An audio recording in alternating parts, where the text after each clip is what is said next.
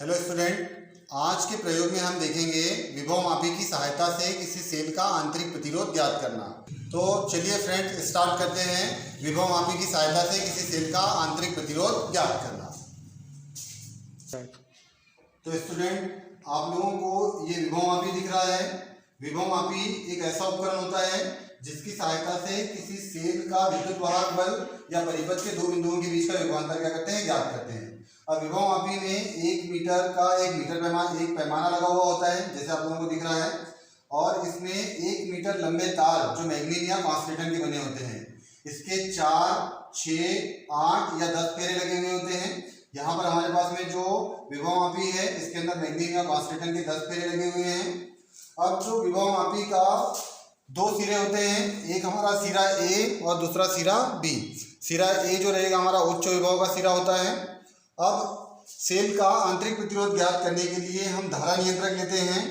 अब धारा नियंत्रक के एक सिरे का संबंध हम क्या करते हैं, वन वे कुंजी से कर देते हैं, और दूसरे सिरे का संबंध जो है हमारे विभव मापी के सिरे बी से कर देते हैं। अब जो वन वे कुंजी है, वन वे कुंजी के दूसरे सिरे का संबंध हम जो बैटरी होती है बैटरी के ऋण सिरे से कर देते हैं, और बैटरी का जो धन सिरा होता है बैटरी के धन सिरे का संबंध विभव मापी के सिरे ए से कर दिया जाता है। अब विभव मापी के सिरे ए से हम जो धारा हमारा रेजिस्टेंस बॉक्स होता है, जो आप लोगों को दिख रहा होगा रेजिस्टेंस बॉक्स, ये लकड़ी का जो बॉक्स है रेजिस्टेंस बॉक्स होता है। इसमें जो रहते हैं प्रतिरोध बने हुए रहते हैं, है ना, जैसे 1 ओम का प्रतिरोध, 2 ओम का प्रतिरोध, है ना, फिर 2 ओम का प्रतिरोध, 5 ओम का प्रतिरोध, 10 ओम का प्रतिरोध, 20 ओम का प्रतिरोध, इस प्रकार प्रतिरोध बने हुए होते हैं।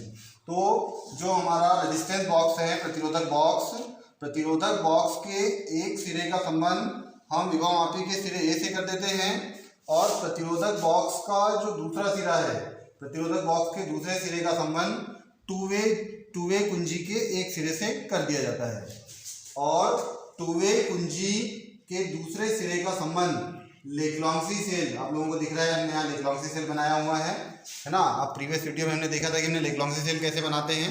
तो हम लेक्लांसी सेल के जो हमारा कैथोड रहेगा, कैथोड का संबंध हम कहाँ से कर देते हैं, टू वे कुंजी के दूसरे सिरे से कर देते हैं। और लेक्लांसी सेल का जो एनोड रहेगा, लेक्लांसी सेल का एनोड में लेक्लांसी सेल के धन सिरे का संबंध भी हम कहाँ से कर देते हैं, विभव मापी के सिरे ए से कर देते हैं। तो स्टूडेंट, आपको याद रखना है विभव मापी का जो सिरा ए है इसके ऊपर बैटरी का धन सिरा, लेक्लांसी सेल का धन सिरा और रेजिस्टेंस बॉक्स का एक सिरा जुड़ा हुआ रहता है। अब जो हमारी टू वे कुंजी है, टू वे कुंजी का जो मध्य भाग होता है, टू वे कुंजी के मध्य भाग से हम गैल्वेनोमीटर के धन सिरे को जोड़ देते हैं, और गैल्वेनोमीटर का जो ऋण सिरा होता है, गैल्वेनोमीटर के ऋण सिरे के साथ एक विशेष उपकरण जुड़ा होता है जिसको हम जॉकी कहते हैं, जिस जॉकी की सहायता से हम संतुलन की स्थिति क्या करते हैं, ज्ञात करते हैं। ये हमारा विद्युत परिपथ है जो आपके सामने प्रदर्शित है। इस विद्युत परिपथ से भी हम पता लगा सकते हैं कि हमने उपकरणों को कैसे संयोजित किया है। जैसे आप लोग देख रहे होंगे कि यहाँ धारा नियंत्रक है, धारा नियंत्रक के एक सिरे के साथ कुंजी जुड़ी है, कुंजी के आगे हमने बैटरी को जोड़ा हुआ है, बैटरी के ऋण सिरे को। अब बैटरी का जो धन सिरा है, बैटरी का धन सिरा हमारा विभव मापी के सिरे ए के साथ जुड़ा है। इसी प्रकार दूसरी बैटरी का भी धन सिरा हमारा कहाँ जुड़ा है, सिरे ए के साथ में। और रेजिस्टेंस बॉक्स का भी एक सिरा हमारे पास में सिरे ए से जुड़ा हुआ है, और दूसरे सिरे के साथ आप देख रहे हो कुंजी जुड़ी है ना, K1 K2, और कुंजी के साथ हमने क्या किया, धारा मापी को जोड़ा है, और धारा मापी का संबंध यहाँ जॉकी से है। तो इस प्रकार आप परिपथ के अनुसार भी जो है आप उपकरणों का संयोजन कर सकते हैं। अब हमारा उपकरण सही संयोजित है या नहीं है, इसका पता लगाने के लिए हम जब जॉकी को, हमारा जो परिपथ है वो खुला परिपथ होना चाहिए।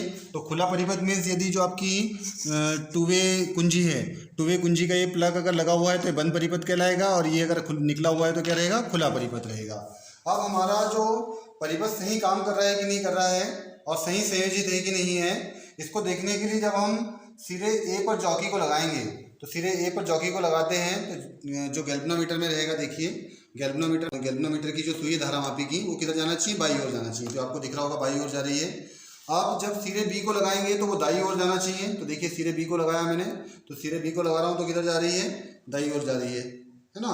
तो ये फ्रेंड्स पहचान होती है कि जब सिरे ए को लगाते हैं तो सुई हमारी कहाँ जाएगी, बाई ओर जाएगी, और जब सिरे बी को लगाएंगे तो किधर जाएगी, दाई ओर जाएगी। तो हम मतलब हमारा जो परिपथ है वो सही बना हुआ है।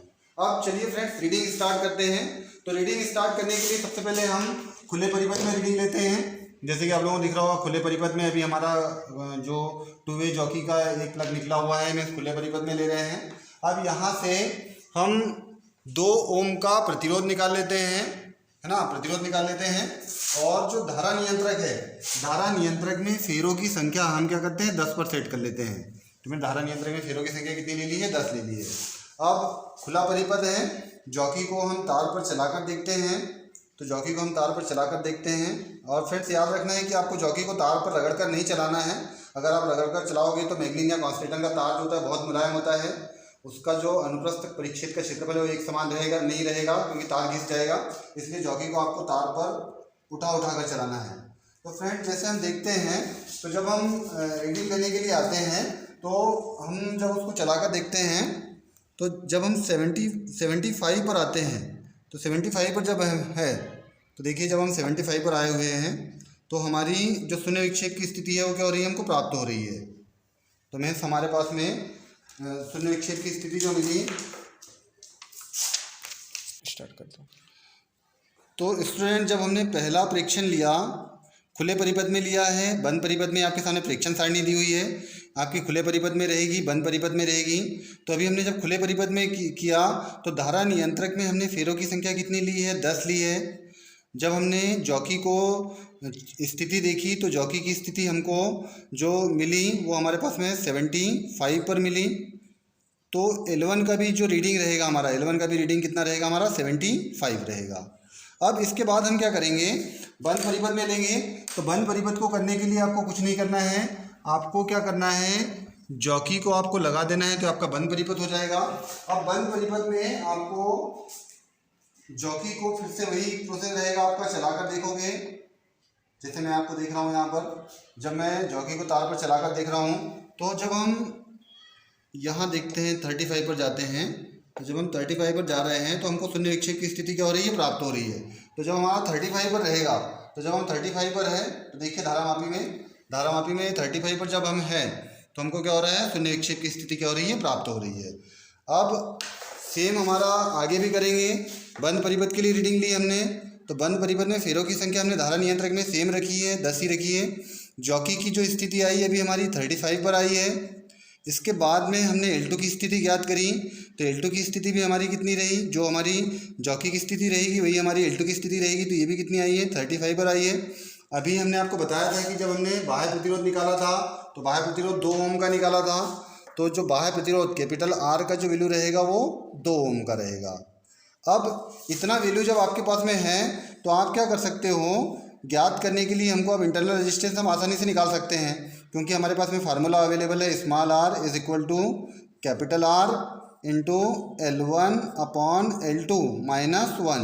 इसमें हम वैल्यू रखते हैं, तो वैल्यू रखेंगे तो स्मॉल r का वैल्यू कैलकुलेट कर लेंगे। जैसे कैपिटल R का हमने 2 रखा है, L1 का जो रीडिंग आया हमारा 75 आया है, अपॉन L2 का जो रीडिंग आया वो हमारा 35 आया है, और माइनस क्या करेंगे, हम 1 करेंगे।